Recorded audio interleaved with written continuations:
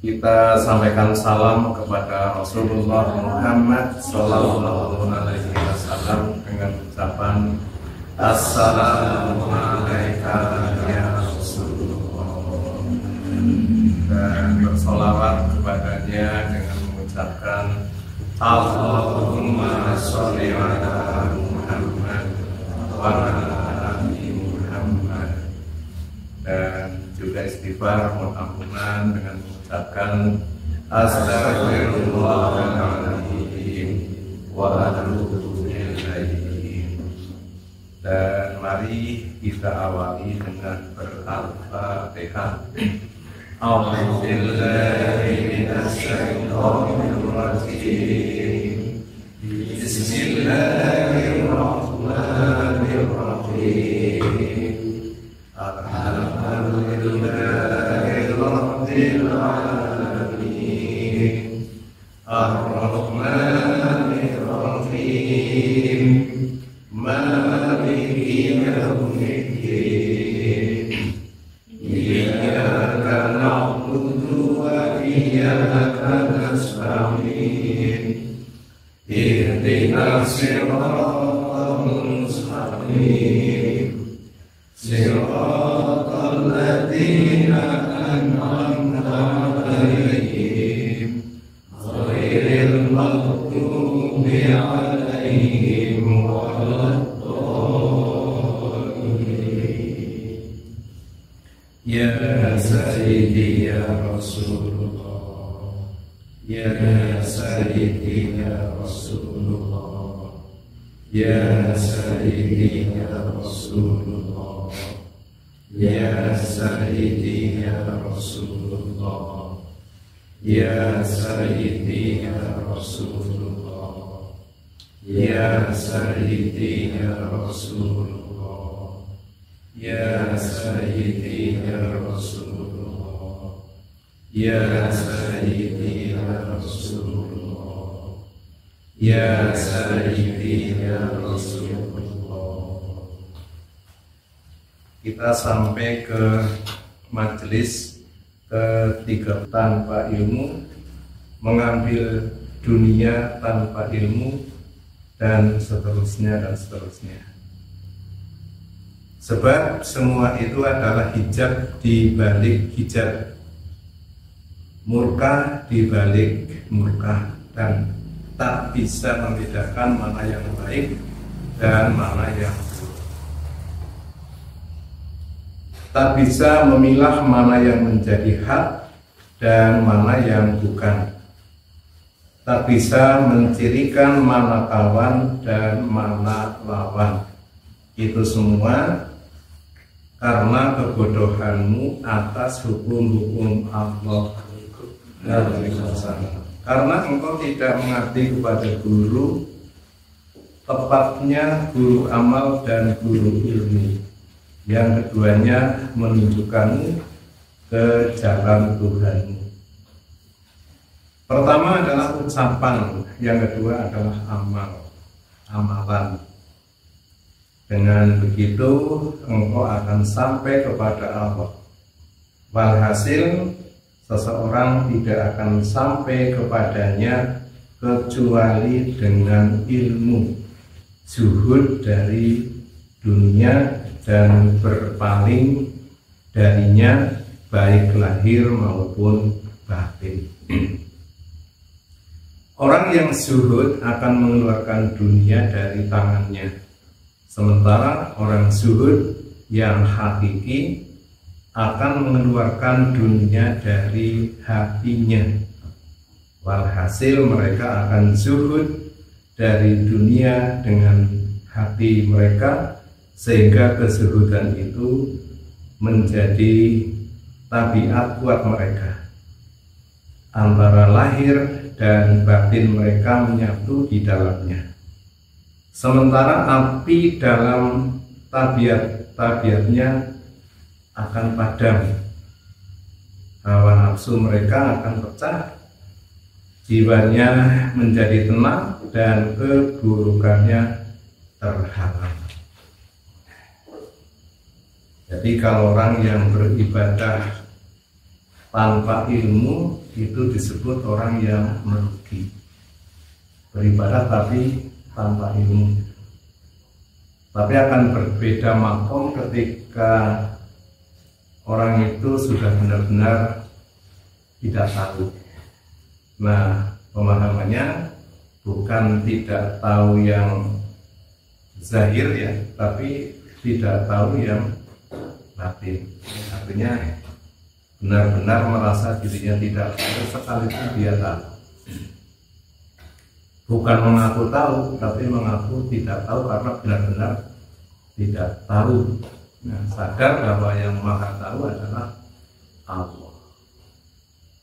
Nah, kalau orang-orang seperti saya, mungkin panjenengan juga, itu kan malah merasa tahu, ya merasa tahu, walaupun sebenarnya tidak tahu.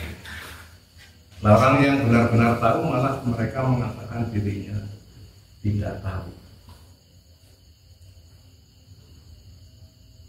Nah, orang yang beribadah tanpa diilmuni itu rugi, karena mereka melakukannya itu tidak mengerti maksud dan tujuan yang sesungguhnya. Mungkin disuruh ke utara juga mereka ke utara, disuruh ke selatan, ke barat, tetapi ke barat ngapa, ke selatan ngapa, ke utara ngapa, yang penting hanya manut begitu. Ya, kalau kebetulan yang petunjuknya benar-benar, atau orang yang memberi petunjuk, orang yang tahu jalannya, bisa sampai kepada tujuan yang dimaksud. Tetapi ketika yang memberikan petunjuk orang yang baru tahu ceritanya, beda ya antara yang tahu ceritanya dengan yang tahu jalan. Orang yang tahu jalannya berarti mereka sudah pernah sampai kepada yang dituju. Tapi kalau yang mau ceritanya kan hanya mengerti ceritanya, katanya begini, katanya begitu, tapi dia sendiri belum pernah sampai. Kalau yang memberitahu adalah orang yang tahu jalannya, insya Allah akan sampai kepada tujuan. Tapi kalau yang menunjukkan orang yang baru tahu ceritanya, ya nanti bisa juga menjadi tidak sampai kepada yang dituju. Nah, disitulah pentingnya ilmu. Nah, bahkan sekarang kalau mungkin kita melihat di YouTube itu ya, ada ustaz-ustaz yang terkenal juga sudah mulai mengatakan, katanya sholat sudah dilakukan bertahun-tahun itu tidak ngerti mengucap Allahu Akbar itu apa maksudnya gitu ya. Sudah lagi dibahas kan. Jadi pembahasan kita yang sudah beberapa tahun yang lalu ya ternyata juga ada ustaz kondang juga ikut membahasnya. Artinya apa yang dibahas kita terdahulu itu bahasanya ya ada yang apa sih, mencontoh atau mengikuti atau niru apa bagaimana kan. Memang berarti benar begitu maksudnya.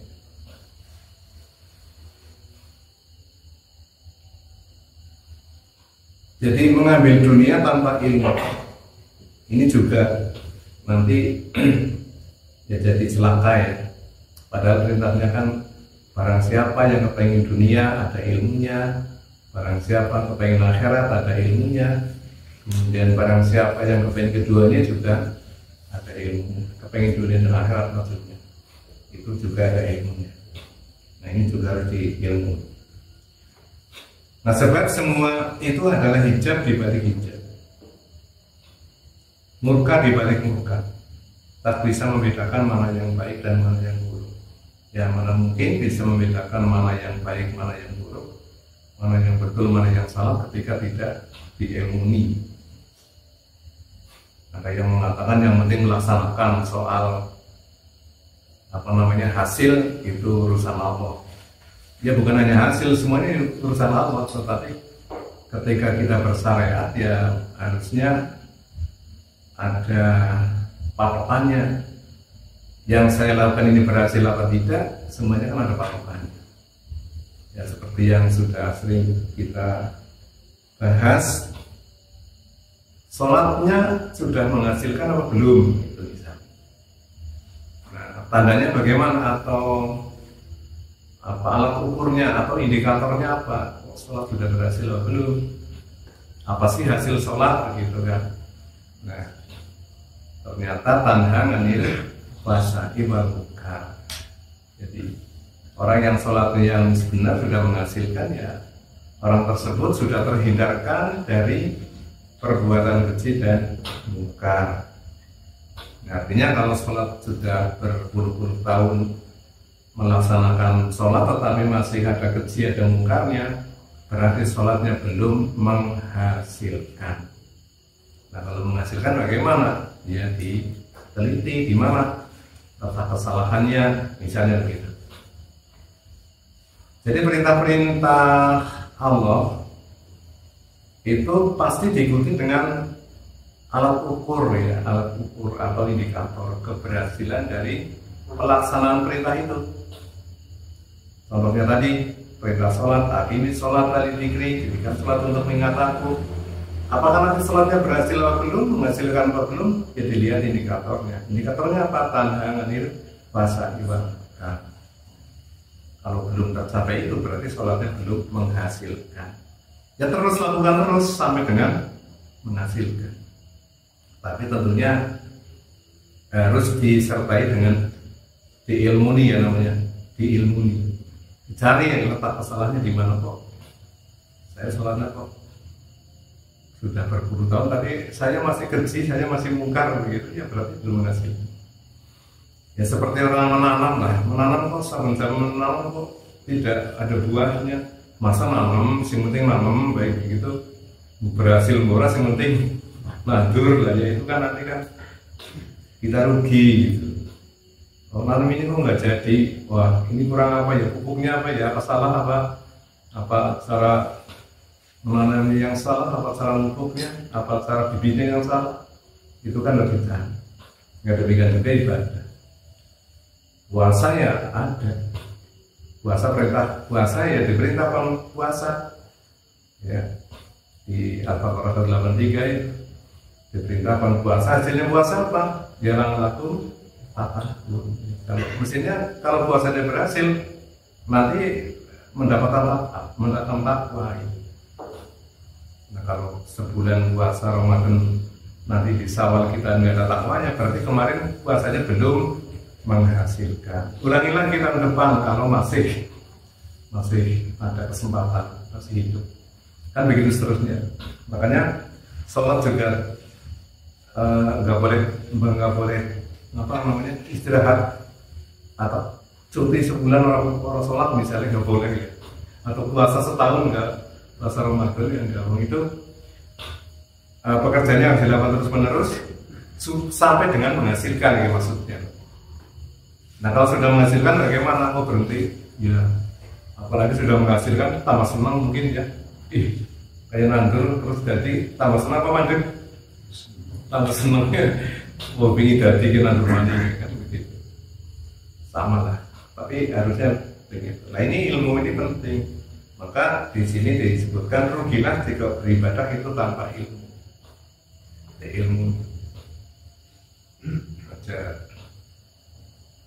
pedoman sing penting yang lakoni sholat, urusan pahala, urusan apa itu urusan Gusti Allah. Ya memang benar begitu. Tapi itu kan tipu daya iblis, ngomongnya kayak biasa kene ngomongnya orang pada mencari tahu tentang kesalahan dalam sholat. Senang banget iblis begitu yang ngomong gitu pada manut ya gitu kan.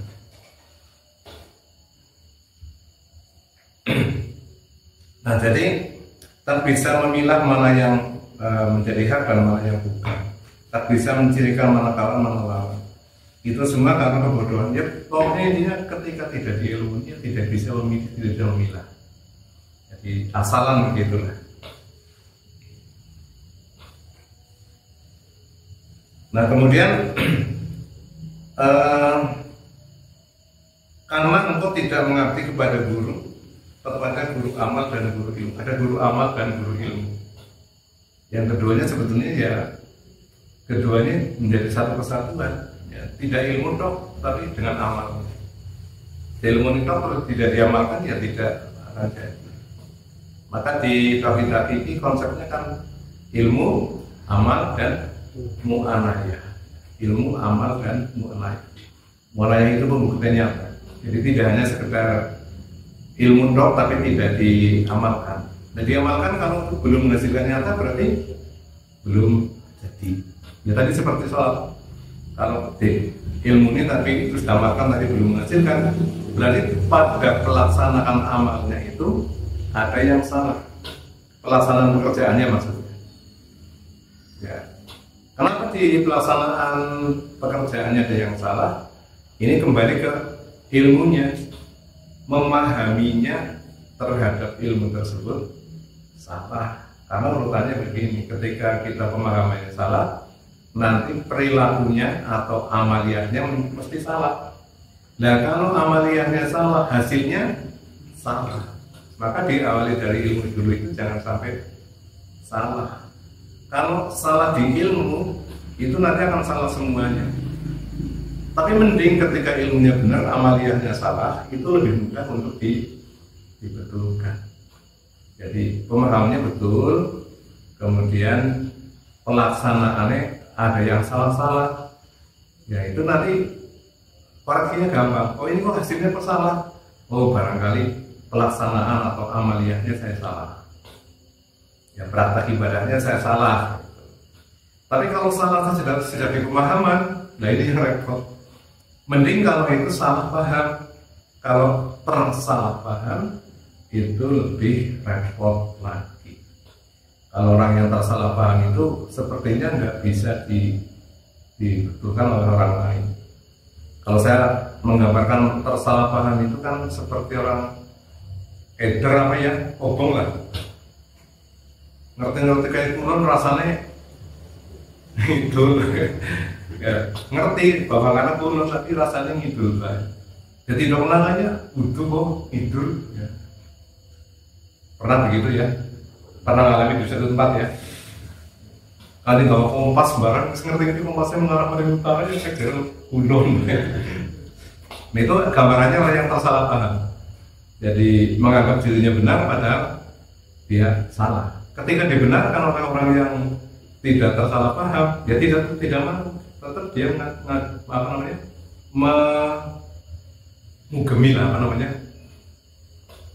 berpedoman ya pada pemahamannya sendiri. Sekalipun itu orang banyak juga mengatakan salah. Nah pemahaman yang tersalah paham ini nanti amaliyahnya pasti salah, pasti ya. Dan kalau amaliyahnya salah, hasilnya juga pasti salah. Nah, jadi di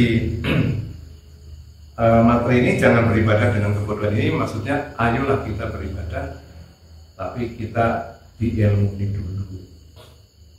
Sehingga nanti pelaksanaannya, amaliyahnya itu menjadi benar. Dan kalau amaliyahnya benar, maka hasilnya insya Allah juga benar. Ini menjadi kunci di dalam kita beribadah. Kemudian seorang yang tidak akan sampai kepadanya kecuali orang yang kecuali dengan ilmu. Kemudian zuhud dari dunia dan berpaling darinya baik dengan lahir maupun batin. Orang yang zuhud akan mengeluarkan dunia dari tangannya. Ini bukan berarti dunia dalam genggaman itu ngepel-ngepel lemah ya. Oh dunia dalam genggaman terus ngepel-ngepel lemah. Ini dunia bumi dalam genggaman saya.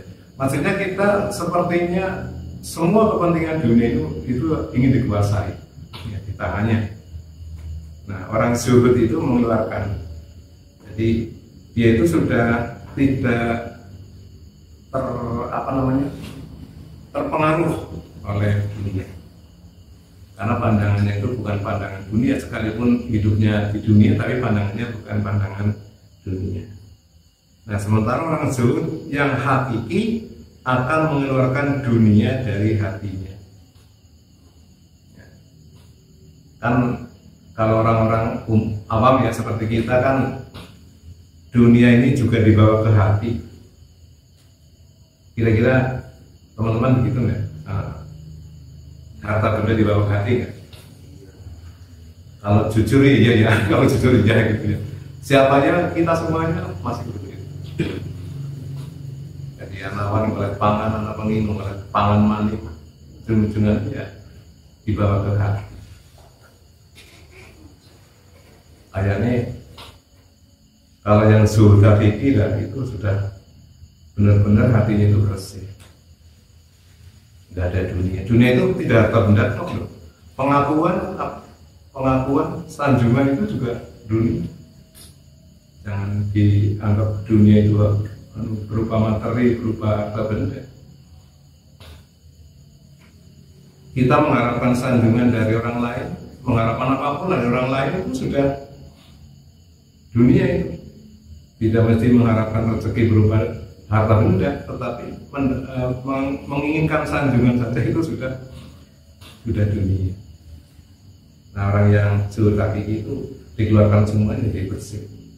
Walhasil mereka akan zuhud dari dunia dengan hati mereka, sehingga kezuhudan itu menjadi tabiat buat mereka.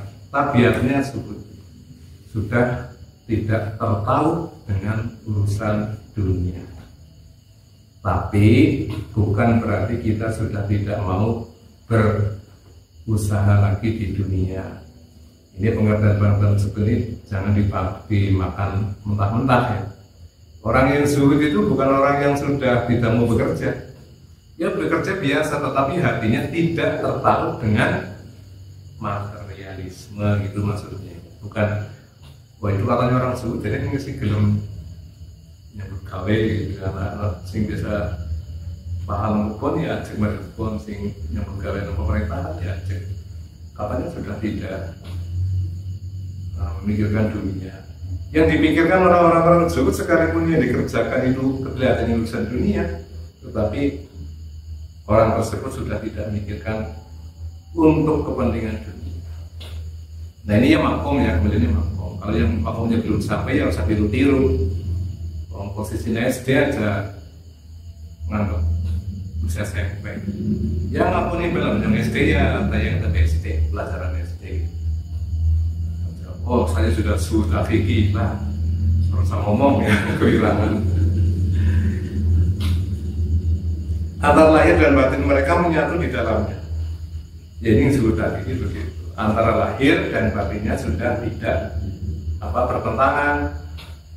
Nah orang yang dalam proses menuju zuhud, apalagi zuhud hakiki ya masih selalu ada pertentangan. Kepengin saya bersih hatinya dengan berupaya keras, itu juga namanya masih ada upaya-upaya untuk membangun sesuatu. Nah ini dalam rangka upaya-upaya itu namanya juga belum sampai, tetapi setidaknya masih dalam pembelajaran.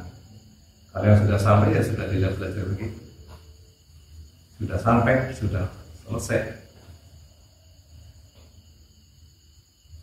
Kemudian lahir batinnya tadi sudah tidak ada pertentangan. Ya, kalau lahiriahnya misalnya melakukan apa, ngomong apa, ya berarti itu sama dengan yang ada di batinnya. Nah, sementara seperti orang-orang seperti ya saya, kita mungkin di sini juga sering begitu kan, membohongi diri sendiri.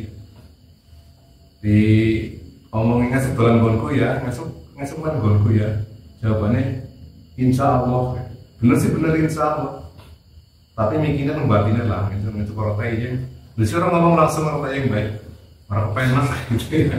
Itu namanya kan masih masih berbohong antara lahir dan batinnya nggak sama. Jadi lagi ngendong dari beda kopi, padahal ngindari karena ada gangguan penyakit misalnya lambung misalnya ya. Terus kalau minum sing dimakan ngomong lebih dari kopi dan orang di minum apa ngindari kopi orang kok ngadem disir. Padahal gini minum maras makan umat malah misalnya gitu. Ini kan lahir batinnya belum belum sama. Mendingan sih langsung, oh iya aku orang bikin ada gangguan lambung misalnya. Terus karena kan takuan biasanya apa ya, rasa apa nih sih kopi. Misalnya begitulah. Jadi hal-hal yang ringan-ringan itu coba kita latih ya. Nanti menyamakan antara lahir dan batin. Sehingga kadang-kadang disit lah. Orang Lombok kali kena apa mesti beduk Lombok. Dan ini juga mungkin teman-teman juga pernah mengalami gitu ya. Ada orang telepon di hadapan kita, terus ngomongnya boleh telepon berbohong. Pernah ya? Misalnya gini, halo lagi di mana? Terus ngomongnya lagi di Purbalingga. Gitu. Makanya benar apa enggak di Purbalingga? Ya benar, tapi nggak sing takon kowe nang Jakarta atau mau Semarang ya. Mau sing takon nang Karangpo. Mau Purbalingga kira-kira ngelongko apa niatane? Dia jelas ngomong. Saya sering menemukan orang begitu. Lah kalau yang seperti itu jelas lahir dan batinnya pasti tidak sama. Kenapa sih orang ngomong banyak lagi nang masjid ya, masjid gede, masjid nur ya. Pokoknya rasa niatan-niatan lo, pokoknya sih apa ini seorang Lombok, tekan gede ya, tekan pertolongan. Nah pertolongan gede kan bilang pertolongan. Oh niatannya Lombok, itu namanya tidak sama. Lihatnya hal ringan-ringan itu coba. Dan kalau kita menemukan orang yang telepon berbohong di hadapan kita, suatu saat orang itu akan membohongi kita di hadapan orang lain, pasti. Ya, makanya hati-hati ketika kita menemukan orang sing berbohong di hadapan kita, membohongi orang lain.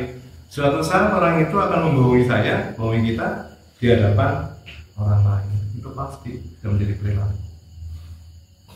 Nah, ini makanya ya latihan zuhud lah ya. Coba kita mengatakan apa yang dikatakan dengan yang dilakukan, itu berusaha untuk sama, lahir dan batinnya itu sinkron. Nah, sementara api dalam tabiat-tabiatnya akan padam. Ya kalau ini sudah bisa lahir batin sama, ya otomatis api-api tadi, api-api yang membakar nafsu itu ya nanti padam dengan sendirinya. Hawa nafsu mereka akan pecah, jiwanya menjadi tenang dan keburukannya terhalang. Ketika keburukan sudah terhalang itu artinya perilaku-perilaku buruk sudah tidak menempel pada diri kita. Itu terjadinya otomatis, orang ngasih nggak sampai kita berupaya untuk menghindar. Biasanya kita kan awalnya menghindar dari perbuatan jelek, penjahat, perbuatan maksiat. Nah, kalau sudah jadi itu tidak melalui upaya, tetapi dengan sendirinya terhindarkan. Bukti dalan yang dilalah orang salah sing ngajak, kapan dilalah orang kepengin dan lain-lain. Pokoknya intinya terhindar gitu. Bukan menghindarkan diri. Kalau menghindarkan diri artinya kita masih berupaya untuk menghindar. Tapi kalau terhindar berarti dengan sendirinya sudah tidak ada nafsu-nafsu untuk ke arah itu. Sama dengan sholat yang jadi, nanti terhindar dari perbuatan keji dan mungkar. Bukan berarti kita menghindar dari perbuatan keji dan mungkar. Kalau masih menghindar berarti kita masih tahapan belajar, belum jadi. Kalau sudah jadi, yang dilawan terhindar. Karena perbuatan keji dan perbuatan mungkar serta tertarik. Bahkan mungkin orang yang akan mengajak keji dan mungkar pun sudah tidak mau lagi, ya, karena itu sudah terhindar. Itu kembali di judulnya, maka kalau beribadah haruslah kita dengan ilmu, pahami dulu ilmu. Kemudian berikutnya adalah kenali hakikat dunia. Anakku, zuhud itu bukan barang buatan, bukan pula sesuatu yang bisa kau ambil dan kau lemparkan, melainkan langkah-langkah yang awalnya melihat wajah dunia dengan penglihatan orang-orang terdahulu, seperti para nabi dan rasul. Ini kalau ada perkataan orang-orang terdahulu itu, jangan lalu kita sekedar memandang kakek nenek buyut sanggah wareng ya, tetapi sampai kepada nabi-nabi dan rasul. Jadi untuk patokan itu bukan kakek nenek kita, walaupun dari kakek nenek kita juga banyak pelajaran yang dapat kita serap, tapi yang untuk pedoman itu bukan dari kakek nenek yang disebut orang-orang terdahulu, tetapi para nabi dan rasul. Jadi keadaan zuhud itu bukan barang buatan dan bukan pula sesuatu yang bisa diambil dan bisa dilemparkan. Kalau itu bukan barang buatan, artinya barang apa? Ciptaan ya, yang diterapkan oleh kepada manusia yang dikehendaki oleh Allah. Jadi kalau yang belum dikehendaki oleh Allah ya nggak bisa ngambil, wah ini ada zuhud saya ambil, nggak bisa. Itu ciptaan Allah yang dipasang pada seseorang yang dikehendaki. Kalau kita tidak suka zuhud dilemparkan nggak bisa juga. Nah kalau awal-awalnya memang secara urutan prakteknya ya awalnya melihat wajah dunia dengan penglihatan orang-orang terdahulu. Artinya wajah-wajah dunia itu penglihatannya penglihatan tauhid. Jadi pandangannya adalah pandangan Tuhan, sebagaimana yang dipandang oleh orang-orang terdahulu, yaitu para nabi dan rasul. Bukan orang-orang terdahulu seperti kakek nenek buyut kita. Ya, kakek nenek buyut kita mungkin iya ada yang seperti itu, tapi kan tidak semuanya. Kalau nabi dan rasul kan pasti. Karena agama yang dibawa oleh para rasul sejak Adam sampai Muhammad sama agama tauhid. Kemudian orang zuhud tidak berharap dan tidak takut kepada makhluk. Anakku, jika kezuhudanmu dalam urusan dunia sudah benar, maka zuhudlah dalam pilihanmu dan urusan makhluk. Jangan takut dan jangan berharap kepada mereka dalam segala urusan yang diperintahkan kepadamu. Jangan pernah menerima dunia kecuali setelah datang perintah Allah Azza wa Jalla. Jadi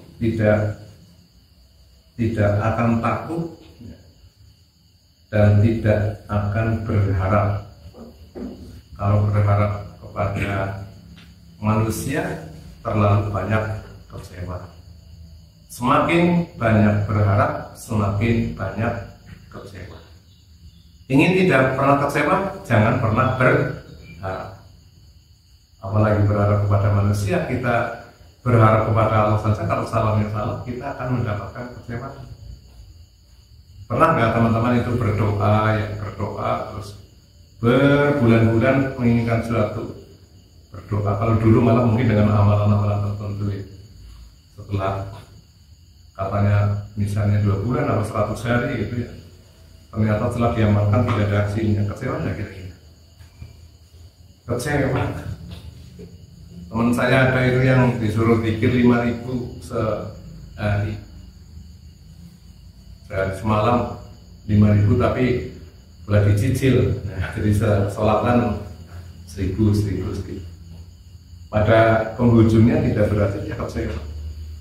Nah, orang anak asile kesel, nah berarti mubah ya, dia karena nggak diilmu. Tidak berharap dan juga tidak takut. Tidak berharap dan juga tidak takut kepada Allah. Nah, dunia jangan diterima kecuali itu atas kecuali setelah datang perintah dari Allah. Kalau Allah memerintahkan itu ambil, ya sudah diambil. Nah, sekarang tandanya itu perintah Allah dan bukan, nanti kita akan mendapatkannya sendiri-sendiri. Karena itu kalam Allah itu kan la harfin wala sautin, tidak tanpa huruf dan tanpa suara. Jadi kalau ada suara-suara kecil yang jelas melengking di telinga, itu jelas bukan suara Tuhan, bukan suara Allah. Pokoknya ketika ada sesuatu itu jelas bukan Allah. Aja belum dilombo nih. Kamu sih ngomong ya, masih banget dong sakaratul maut. Jadi malaikat tadi dok nanang tangan dengan putusannya Allah, lafaz Allah. Nah, gue sih bener sih, ini kan jauh salah. Tulisannya Allah di sini. alif lam lam ha. Nah, jelas bukan. Pedomannya ya Allah itu tanpa huruf, tanpa suara. Perintahnya ya maksudnya apa? Kalamnya. Kemudian wujudnya laisa kamislihi syai'un, tidak ada yang menyerupai. Kemudian berikutnya adalah dosa kalian bagaikan air hujan. Dosa-dosa kalian begitu deras bagaikan air hujan.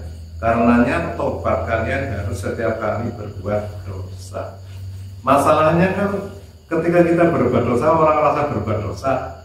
Jadi ini orang istighfar. Ngerasani wong seneng banget. Ujar-ujar dosa apa? Ngerasani wong menggunjing ya, menghibah. Kan seneng. Rasa dosa apa orang? Anak terus anak terus ngerasani terus astagfirullahaladzim, nunggu ngerasani kayaknya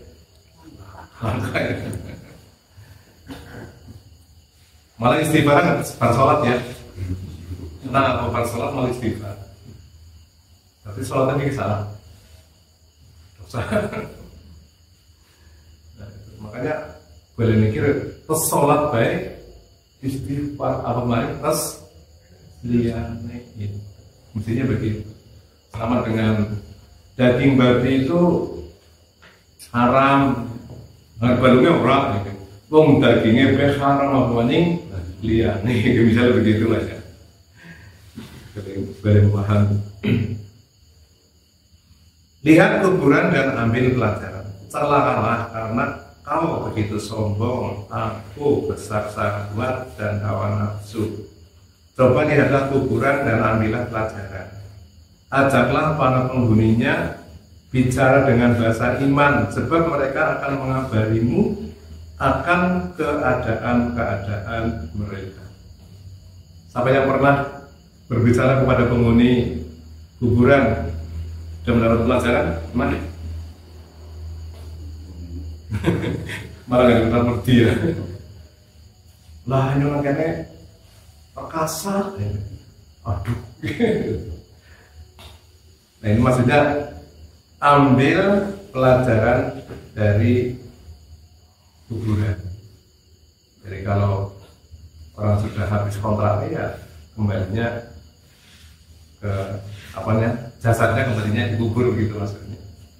Ya, makanya jangan aku, jangan sombong begitu. Toh ujung-ujungnya nanti sama akan dipendem gitu akhirnya. Tapi kan orang ditakut-takuti dengan kematian juga takut enggak? Nangnya sih orang pribadi sih orang yang di tempat lain kan anak lebih, caranya lebih ya mengurusi jenazah. Lah om ini benteng ngubur, sambil ngurusi jenazah ngubur. Bali-bali sih ngerasani pom.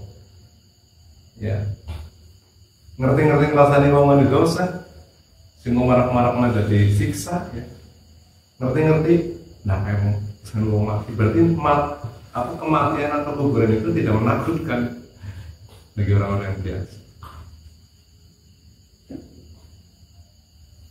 Nah, ini karena harus dipelajari dengan bahasa iman, bukan hanya bahasa lisan. Kalau bahasa lisan sih kalau mati ya harus dipendem, kan rampung.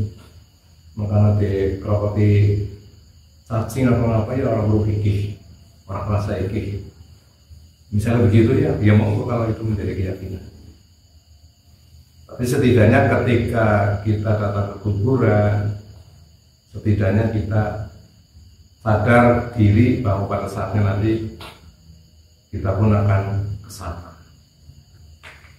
Dan saja ini tentang kuburan ya, jangan disamakan dengan alam kubur ya. Alam kubur jadi sempit banget, semeter kali 2 meter. Itu kan kuburan singgo ngubur. Angger alamnya bukan sempit itu ya. Nanti kajiannya kapan-kapan kita khusus mengkaji tentang alam kubur.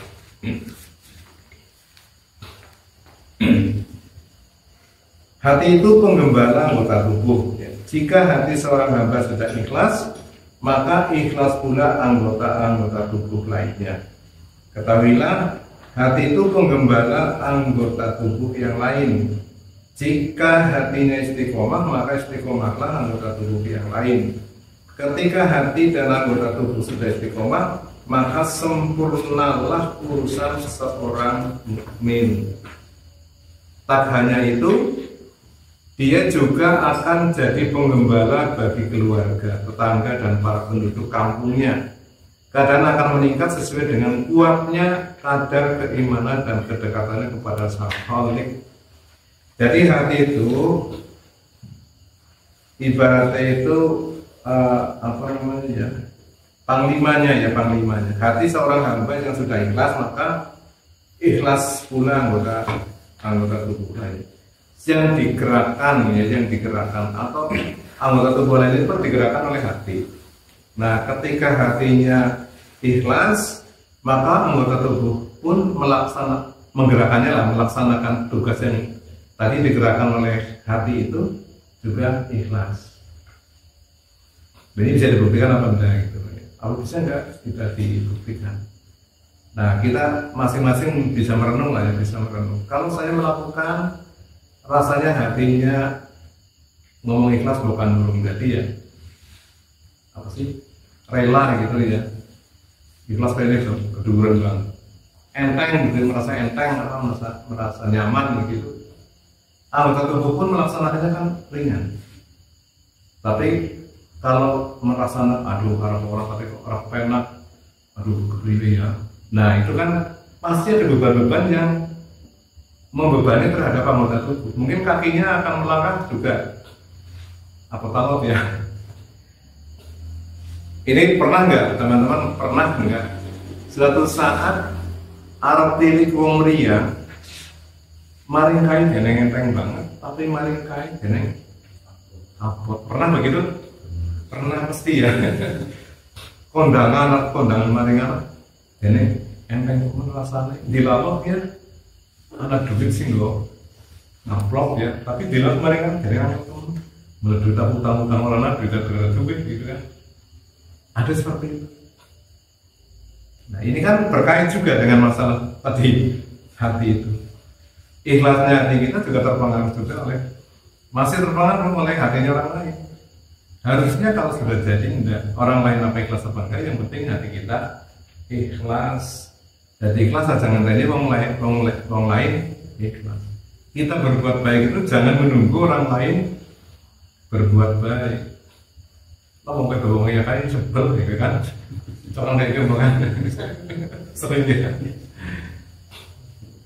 Karena tak bisa cut nih kita bilang, dibeli, awet-awet lah.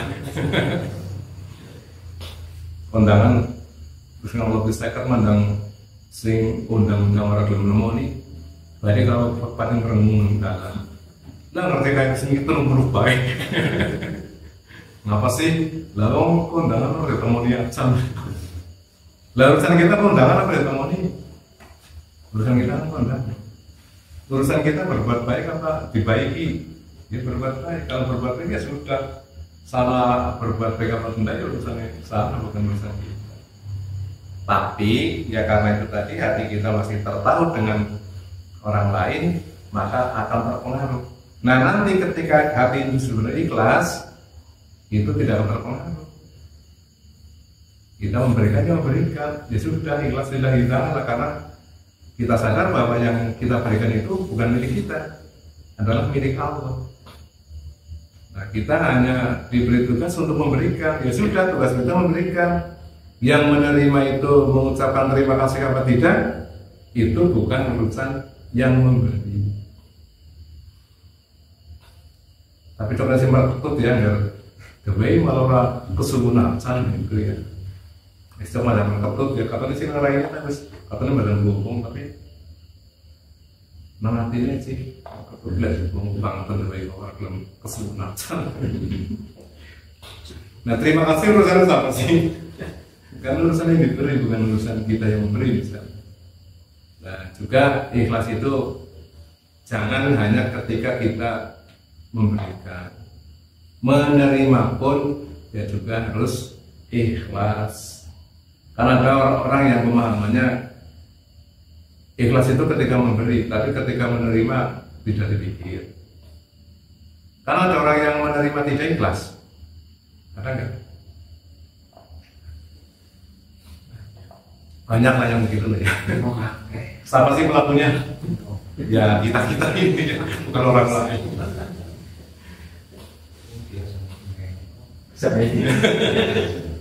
Kalau biasanya satu sempo itu bersalah sampai nah, yang sih jangan ngomong sih orang dua ya tetap harus ikhlas menerima. Senajan nyong ora doyan misalnya nyong misalnya panganan sing miturut orang lain enak ning nyong tidak ora doyan. Misalnya duit sate nyong ora doyan kan misalnya gitu ya. Nukut duit sate ora doyan dengan darah tinggi iki orang sate misalnya begitu. Terus aja ngelok-ngelok namanya ngomong sing awe. Kan orang ngerti darah tinggi duit sate. Nggak ngerti kata orang itu. Nah, tetap kita harus bersyukur, ikhlas ya, ikhlas menerima.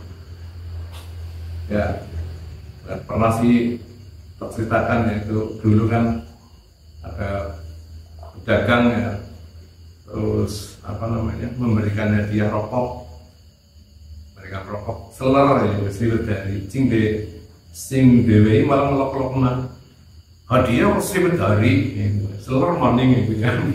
Akhirnya sih apa dia terus gini kalau sudah nah itu kan akibat yang menerima itu tidak ikhlas. Akhirnya orang yang memberi jadi ikut tidak ikhlas juga. Yang tadinya mungkin ikhlas awalnya, tapi ketika orang yang menerima tidak ikhlas berpengaruh terhadap yang memberikan, jadi menjadi ikhlas. Nah kita latihan juga ketika menerima apapun ya ikhlas, termasuk menerima informasi.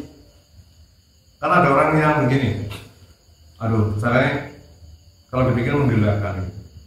Orang diberitahu sesuatu, dan tiba-tiba orang yang diberi sesuatu informasi itu ngomong bunyus ngerti.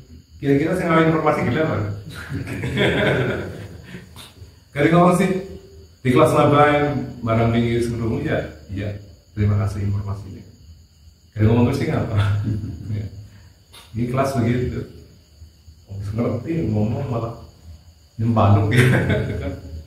Dan ini harus seperti itu kan harus diilmu. Semuanya itu berkait dengan ibadah. Karena kita sesungguhnya apapun yang kita lakukan sesungguhnya ibadah. Tidak ada aktivitas yang di luar ibadah. Adapun di situ nanti secara fikih kan ada ibadah makto, ada wirul makto. Ya, makto apa wirul makto ya semuanya adalah ibadah. Maka itu biasanya sih dilakukan dengan ikhlas begitu ya, itu menjadi nilai ibadah. Biasanya yang mengatakan ada contohnya dari Rasul gitu misalnya. Ini kan fikih ya, kalau yang hakikatnya ya sepanjang itu sesuatu kebaikan yang tidak merugikan pihak lain gitu dilakukan dengan ikhlas ya menjadi nilai ibadah. Tapi sesuai dengan contoh Rasul pun kalau dilakukan tidak ikhlas ya bukan bernilai ibadah. Mungkin sholatnya sudah secara kasat mata sudah bagus, baik gerakannya maupun bacaannya, bahkan dengan pakaiannya begitu ya. Tapi hatinya kemana? Ikhlas apa enggak? Nah, karena urusan hati itu bukan urusan sama manusia, maka manusia yang lain juga tidak bisa mendeteksi orang yang ikhlas apa tidak. Oh, bahkan pelakunya sendiri kan sering tidak tahu ya ikhlas apa enggak. Ujar-ujar ikhlas sebulannya kesimpan baik dari kesimpan ikhlas. Jadi kebaikan yang masih tersimpan dalam pikiran kita itu belum menjamin ikhlas. Kita berbuat baik sama seorang, ya, tapi ketika perbuatan baiknya itu masih ada dalam ingatan, itu potensi untuk menjadi tidak ikhlas itu teramat banyak. Nah kalau sudah lupa, ya sudah lupa itulah sudah bisa dikategorikan ikhlas, karena nanti tidak mungkin akan diungkit. Yang diungkit kan sebab kemutan yang berbuat apik kan seperti lubangan baik kemutan, mungkin berbuat apik maring kamu nggak tahu berbuat apik maring kamu kan ada yang lain. Nanti ketika orang yang dibaiki oleh kita dia berbuat jahat, lalu kita mengungkap orang kemutan dong zamane semeno gitu kan. Nah, yang dulu katanya ikhlas, sesungguhnya ikhlas apa enggak waktu itu? Ya tidak ikhlas. Kalau sudah lupa dan apa sih? Dulu kok sih ngomongin ganti gemian, apa iya? Dulu sekolah ya. Nah itu ikhlas. Tapi kalau masih tidak ada dalam ingatan sekecil apapun, itu potensi untuk muncul kembali sehingga menimbulkan ketidakikhlasan ya sangat besar. Nah sekarang begini latihannya, supaya gampang ikhlas untuk memberi dulu. Itu kita memberikannya yang tidak membebani. Kelas penginyongan ngerawek duit 2 juta, 3 juta maring wong tanpa sebab, kira-kira ikhlas apa belum? Nah, terpikir banget ya. Sudah pikir banget, kan mungkin 1.000, 2.000 kan orang pikir. Nah itu latihannya begitu. Yang kecil-kecil yang kira-kira ketika saya keluarkan itu 2.000 misalnya, suara mikir. Jadi sing cok nang pasar kan mari kisut cok nawe. Untuk kisut apa di sini? Imut. Awak 2.000 tawar saya 2.000 ya, dia. Tapi setelah nawe kapan itu kan agar usul punya 2.000. Kan suara kepikir balik mah bos kelalen. Tapi ditambah 1.000 mari kimut, kira-kira tim berapa? Nah, seperti latihan kecil-kecilan dulu. Jadi kalau sering kita lakukan lama-kelamaan.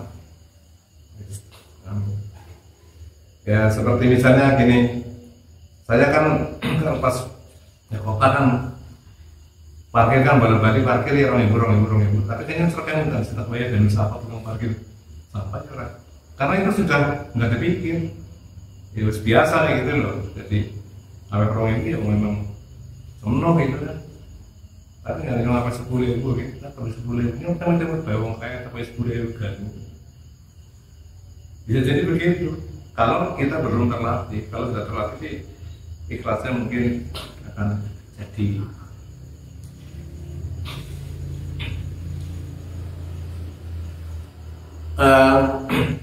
Tak hanya itu, ya, tadi maksudnya ketika hati dan nama tubuh sudah istiqomah, maka sempurnalah urusan seorang mukmin. Jadi orang mukmin itu ketika hati dan ketika anggota tubuhnya sudah tunduk kepada hati yang ikhlas itu, maka sempurna sebagai seorang beriman. Nah tak hanya itu, dia juga akan jadi penggembala bagi keluarga. Jadi keluarganya itu digembalakan apa? Dimon ya, digembalakan juga oleh kepala keluarga yang hatinya tadi sudah ikhlas. Hatinya sudah ikhlas, keluarlah menjadi anggota tubuhnya bekerja dengan ikhlas, dan orang tersebut akan menjadi penggembala bagi diri dan keluarganya. Dilakukan keluarganya jadi terdidik, tetangganya dan para penduduk kampungnya. Jadi tidak hanya diri sendiri dok, jadi akan merembet ke lingkungan lah sekeliling. Maka ketika ada orang baik, dikatakan itu orang baik, kemudian orang itu orang ikhlas, itu ya hatinya baik, tetapi tetangganya yang paling dekat belum mengatakan baik, belum bisa dipastikan orang itu baik seluruhnya. Malah cokan aneh ya, si ngomong nafik malah mau kanak-kanak gitu ya, salah ya. Tangganya dia orang ngomong apik. Inyong warga RT itu, nyong nyalon lurah, malah warga RT itu orang miliki nyong. Kira-kira itu kategori apa kan Pak Mak? Gak mungkin ekonomi itu rekaman begitu. Berarti kemarin ketika saya pendekatan kepada warga ke-7 misalnya, berarti itu ada unsur-unsur tidak ikhlasnya. Yang orang biasa ngendong, yang orang biasa rokok, nyong orang biasa nyujuki banyu, nyujuki banyu. Ngomongin yang lain, iya orang hubungan karo pilkades. Kan cuma kayak gue, begitu nyelon roda dia kopi, mulai pada picak. Meruh gitu kan. Orang ngerti. Nah itu berarti dulu waktu memberikan ini bukan hati yang bukan anggota tubuh yang terbimbing oleh hati yang ikhlas. Kita ketengahnya ya alam begitulah. Ya, sehingga tidak mengherankan orang-orang yang belajar tauhid itu tahu rahasia orang lain, tapi itu tidak boleh digunakan untuk membaca karakter sifat perilaku orang lain di hadapan orang lain. Boleh, tapi untuk pengetahuan dirinya sendiri. Kalaupun itu disampaikan, ya jangan vulgar si anu, ya namanya ya orang saya disebut ya, si Fendi, lah ya lagi udah sebut inisial nama huruf nangar petok jajal sih nggak nih, tidak sebut namanya yang huruf depannya F, kira-kira Sirpun apa Fendi? Itu kan membuka rahasia, janganlah ya, itu hanya kepentingan dirinya. Nah keadaannya akan meningkat sesuai dengan ketaatan kuatnya kadar keimanan dan kedekatannya kepada Sang Khalik. Jadi nanti semakin kadar keimanan semakin bagus, maka pengaruhnya akan semakin melebar. Jadi kalau digambarkan mungkin bisa seperti lingkaran obatnya, mungkin di tengah-tengah kan awalnya kecil gitu, misalnya dulu dirinya sendiri, hatinya membimbing kepada tubuhnya, merembet agak besar, tubuhnya juga kepada anggota keluarga, nanti lebih luas lagi tetangganya, mungkin lebih luas lagi kepada satu RT, ya orang itu saya RT mengatakan secara umum orang lain, kemudian sekadus dan seterusnya, sesuai dengan kadar keimanan. Barang loh, apa namanya, bangsa apa namanya, sedesa RT, ya minimal saat dirinya sendiri dan keluarganya. Katakan jagalah dirimu dan keluargamu dari siksa api neraka. Ya syukur bisa melebar. Kalau diberi oleh Allah begitu ya dijalani saja, diterima. Tapi setidaknya ya untuk diri sendiri dan keluarga. Yang terakhir, 3 kunci keselamatan anakku, dapatkanlah ilmu. Ya, tadi ini kembali ke yang dulu di awal. Kemudian amalkan ilmunya, maksudnya diamalkan, dan lalu ikhlaskan. Nah, ini 3 kunci keselamatan kehidupan dunia dan akhirat. Kalau pegang 3 kunci ini, dapat ilmunya dapat, tapi dari ilmu itu kita amalkan, dan ketika mengamalkan sertailah dengan ikhlas. Nah yang susah, paling susah ini bukan di ilmunya, bukan di amalnya, tapi di ikhlasnya. Tapi ikhlas ini akan tercapai dengan sendirinya ketika pemahamannya ilmunya benar. Pemahaman ilmunya benar, nanti amalnya juga akan benar. Kalau amalnya akan benar, didapat pasti ikhlas. Ini kalau kajian tauhid ya, kalau kajian syariat ya belum tentu mencapai ke situ.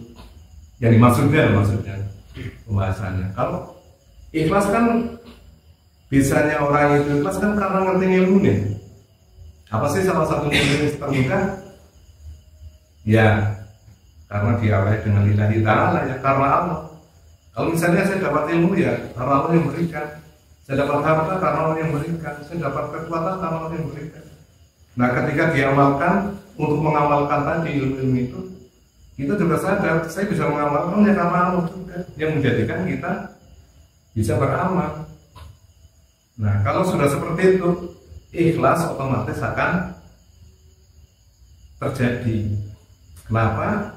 Karena kita tidak merasa memiliki ilmu, tidak merasa memiliki kemampuan, ya. Sehingga apa yang saya dapatkan yang berupa ilmu, yang kemudian dilaksanakan berupa amal, kita sadar bahwa itu semua karena Allah yang menjadikan. Kalau itu bukan kepemilikan kita, maka pasti kita menjadi orang yang ikhlas. Kenapa kita tidak ikhlas? Karena kita merasa memiliki. Padahal di langit dan di bumi milik Allah.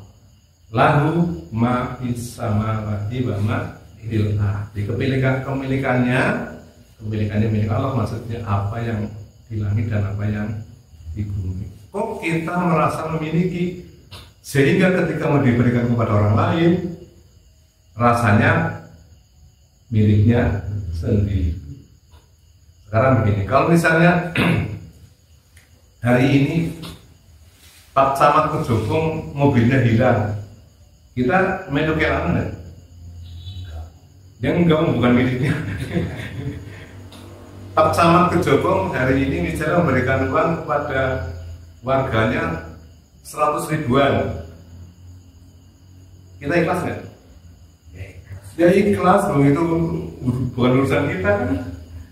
Nah, tapi kalau saya hari ini misalnya memberikan uang 1.000, belum tentu ikhlas, karena saya merasa itu punyanya saya. Kita merasa bahwa itu adalah kepunyaan Allah. Itu gambarannya kan kamu. Maka untuk mencapai ikhlas, ya berlatihlah merasa apa yang diberikan dan apa yang diterima itu bukan miliknya, itu adalah milik Allah. Gampang bukan lagi? Gampang. Tinggal dilawan itu. Nah, itu kan perlu latihan, kalau latihan kan bisa. Latihan benar-benar bisa ya, tapi kan kalau kita berlatih ketika memberikan sesuatu ya coba disadari bahwa rumusnya ya lahu mafi sama wati sama fil ardi. Ya, yang diberikan itu kan bukan milikku, itu kan milik Allah. Tetapi kan aku sing usaha, aku sing kesel, terus turut maning nggak bisa kok kesel. Ya punya gawe, ya bisa punya gawe. Ya ini mana tenaga nih, sehingga tenaga siapa? Nah, madang. Ya karena madang gitu. Madang sing gawe berasa. Terus, dia dong sing landut paritnya. Nah sing nyirami benjuk banding sama. Nah sing jalan ini apa kan? Nyorot kalau seneng, lah wis tambah mulai kodeng. Oh iya, nyorot kan seneng ya. Kita mungkin besar. Tapi kan anggap orang lemoni kan orang lemon lah itu. Akhirnya, nah yang itu tabir-tabir seperti itu bagi orang belajar tapi dia coba disingkirkan. Dikembalikan semuanya berasal dari Allah. Baik yang berupa fisik, ya, yang fisik material yang bisa dilihat, jadi dipegang dan lain-lain, maupun yang hanya merupakan pengetahuan atau ilmu. Itu semuanya datangnya dari Allah dan itu milik Allah. Kalau kita memberikan berarti secara syariatnya kita memberikan, tapi secara hakikatnya kita diberi tugas untuk memberikan. Jadi kita agen lah begitulah. Jadi agen kan orang aku udah ada agen tinggi kan yang nunjuk-nunjuknya di barat. Ikhlas apa orang dia? Agen tinggi, JNE ya maksudnya. Lo barang-barang bahkan ini mungkin puluhan juta langsung terkenal banget. Ikhlas apa orangnya? Ikhlas ikhlas menganu. Seperti itu ini kan perintahan gitu. Kalau tongkos, nah kita kalau sadar seperti ini dapat tongkos juga dari Allah. Nah, gue sih disebut jarene pahala. Itu pahala kan kebaikan. Ya, nanti pada suatu saat kita bahas kenapa orang itu berdosa lalu menjadi neraka gitu, kalau pahala itu jadi surga itu. Gimana itu nanti coba kita bahas pada waktu tertentu yang khusus lah ya. Kok begitu gitu. Nanti kan ketika kita paham, oh ya pantesan. Makanya orang wong berbuat jahat katine tentrem gitu. Mesti orang tentrem. Nah, mungkin itu yang dibahas pada malam hari ini. Insya Allah kita dipahamkan oleh Allah dan juga bisa diridhoi untuk mempraktekkan dalam kehidupan, sehingga ilmu, amal, dan ikhlas, kalau kita bagi ilmu, amal, dan muamalah, intinya sama, dapat diberikan oleh Allah kepada kita semuanya. Amin ya rabbal alamin. Mari kita akhiri dengan doa kifaratul majlis. Subhanallahumma wa bihamdika asyhadu an la ilaha illa anta astaghfiruka wa atubu ilaik. Allahumma sholli ala Muhammad wa ala ali Muhammad. Allahumma sholli ala Muhammad wa ala ali Muhammad. Allahumma sholli ala Muhammad wa ala ali Muhammad. Ya Sayyidi ya Rasulullah. Sekali lagi mari kita bersyukur dan berpamit mengucapkan Alhamdulillahirabbil alamin. Assalamualaikum warahmatullahi